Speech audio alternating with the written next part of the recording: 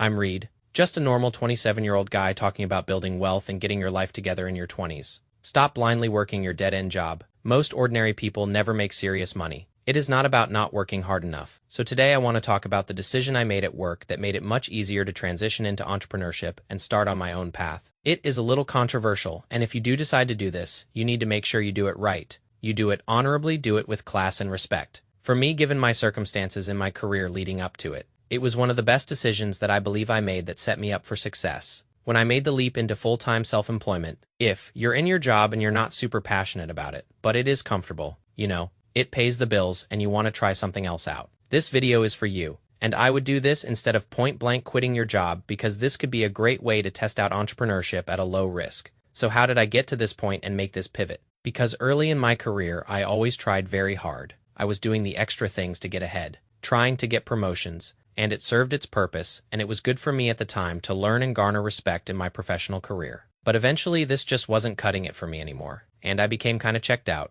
I was stressed at work, I was putting a lot of time into it, and it wasn't yielding the same results anymore. The extra money was becoming harder and harder to fight for, and the advancements would be a ton more work to get to those next levels. And I knew I wanted to leave and move and kind of go traveling, do my own thing. So I made a decision to do this early in 2024, enter quiet quitting. So let me briefly summarize what this is. Quiet quitting refers to an employee choosing to do the bare minimum required by their job contract without going above and beyond to improve their work-life balance and pursue other things outside of work hours. So the idea here is that you put in the bare minimum to just not get fired, except that you're not going to be given as many raises or promotions and stuff like that. So at its surface, quiet quitting sounds bad and lazy, right? And I'm not advocating for not working hard. I want to make that clear. You still got to put in your time at work, but when it comes time to check out, don't stay late and work any harder than you need to at work. You go home and you work on things that you're passionate about and things that you own, and you own their destiny. You can work on your dreams on the side and put your mental energy towards that.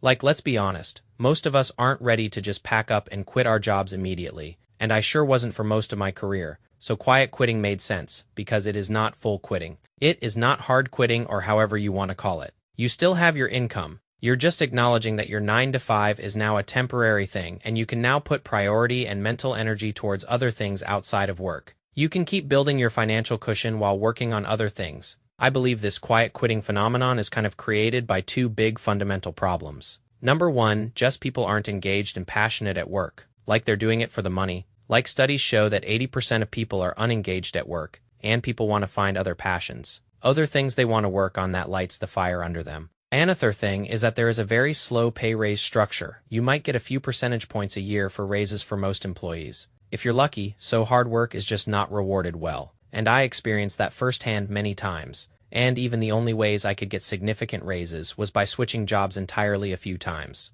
So now that we know what quiet quitting is and a little bit about what is causing it, let me explain why I made this shift personally. So quiet quitting was a pivot for me because I was a tryhard most of my career, and I earned a good reputation because of this. I'd always go above and beyond. I'd take on tasks and projects that weren't needed just to learn and develop my skills and develop a trustworthy reputation, and it did reward me well from time to time. I mean, I had basically doubled my salary in 5 years in the industry at that point, but as I advanced in my career, it became harder and harder to keep doing that, and I was denied raises many times, so I made the decision to quiet quit for several reasons. First of all, I knew I was going to fully quit at some point in the near future, and I wanted to establish another way to make money in the form of other income streams. So I thought that putting energy towards something else made logical sense to me because I don't want to go quitting my job with nothing besides my dividends income. I kind of needed something else to give me that peace of mind. Then I looked at my career, and I'd just been promoted earlier that year in 2024, and I knew it would be like 3 to 4 years of pure grind just to get to that next level, which would have been management or a more highly specialized engineering position.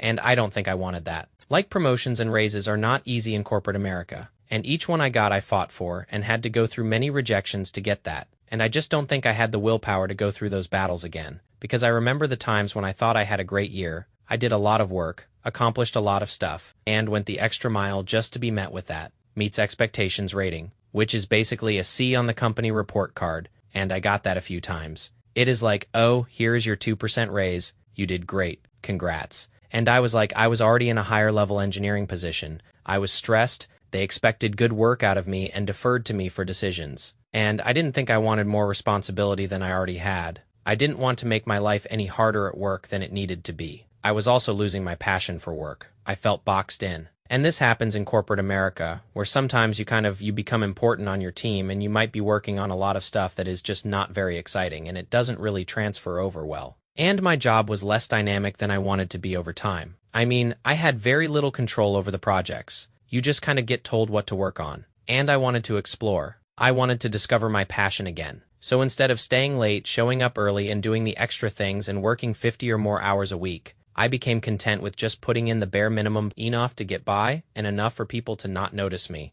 And I took all that extra time and energy that I put into wanting to be a great employee and put this into the projects on my own time, put it into my fitness and stuff that I enjoyed more. Like YouTube, I also did this next part. This is a very important part of quiet quitting. I'm going to call this emotional detachment or mental detachment from the outcomes of your job. And this was a game changer for me because when you care a lot about your job, you want things to go well, you want to fight to the battles to get things to go your way, and that is stressful. And then it is even more disheartening when you don't win. You get really stressed and it really takes up a lot of your mental capacity when you're trying to control what happens at work and when you really care about the outcomes. And I really did care about the outcomes for a long time. I was always like pestering management to try to do things differently or try new ideas. But the difference is now I had emotional detachment. I didn't care what really happened. I just kind of went with the flow instead of being the disruptor and the guy voicing his opinions. These aren't my battles anymore, I would tell myself. However, I still showed up. I still maintained a professional standard,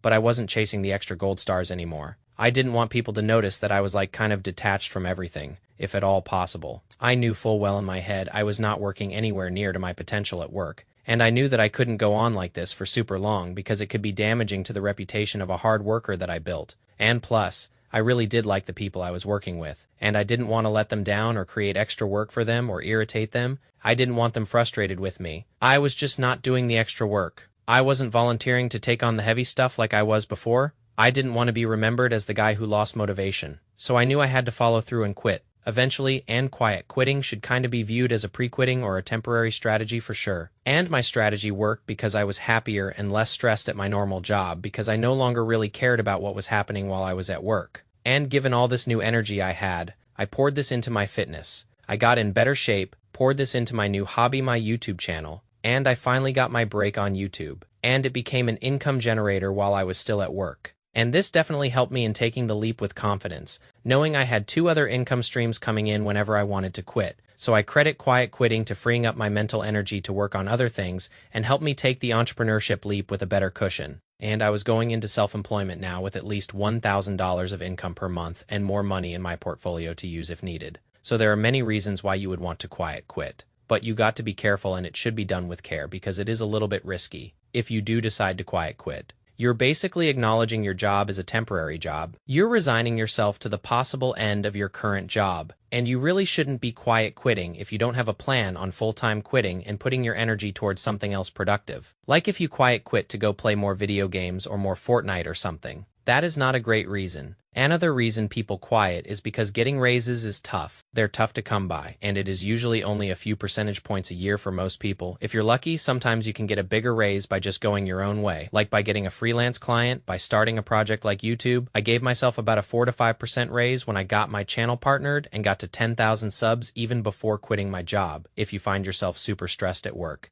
A lot of it just points to the fact that you really care about your job and the outcome, which is not a bad thing. But if you're a quiet quitter, you kind of have to practice this level of detachment from the outcomes at work. And this helped me manage my stress. And it was crucial to when I knew I'd be quitting. If you want to have projects to dive into, but want to keep your job, like quiet quitting responsibly can make sense because it claims your life back. You claim your work-life balance back. You're not going to be the guy burning out trying to take on everything. And it is going to give you some clarity on life that you might need. Like I've lost myself in the work before, and sometimes just taking a step back and looking at everything from a high level is what you need. I believe that when you do a job, you're not obligated to go above and beyond if you don't want to. You're obligated to do the job well and meet expectations at the minimum. But how much you do beyond that should be optional. There are pros and cons of going above and beyond, and it is honestly an opportunity cost. There is a risk of putting more effort into your job. And I took that risk and failed many times because I tried really hard. Then, I didn't get the rating I thought I deserved.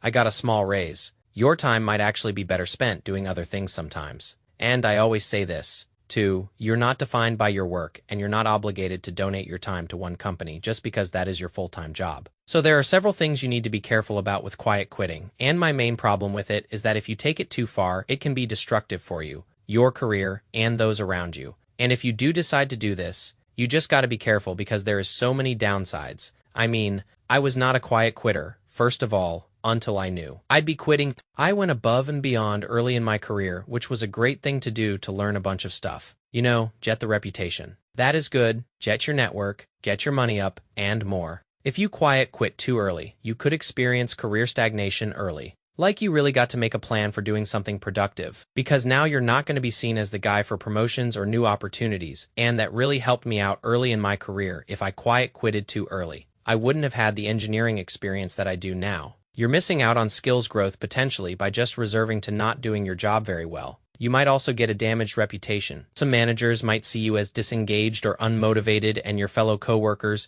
your colleagues might resent you because now they have to pick up the slack that you created, and that could lead to tension as well. You don't want to develop the reputation of someone who does mediocre work because you know this world's a small world out there. The world's smaller than you think, and you might harm yourself even outside of the company. And this is what I was afraid of, because my reputation really was everything. And when I was working less hard than what was normal for me, I didn't want to. I didn't want my coworkers to see that. So I knew that this had to be a very temporary thing. And thankfully, my reputation earlier in my career really helped me a lot here. And you might even be further dissatisfied if you quiet quit, because if you're doing the bare minimum for a long period of time, you're not doing yourself any favors, and you're not doing anyone else a favor that is working with you. Of course, if you quiet quit, there are some very real worst-case scenarios.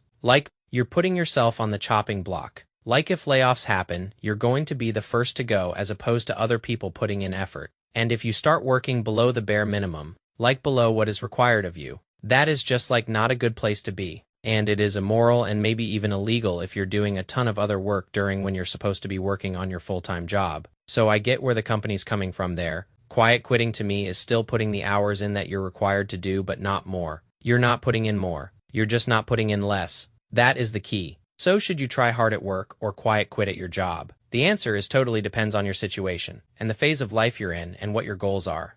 Sometimes there are better alternatives, like switching jobs. There is several potential benefits of switching jobs if you're not happy in your job, if you're also in a truly draining or toxic situation. Full quitting should be considered. If you do decide to quiet quit, you need a plan and you need to understand the why behind it.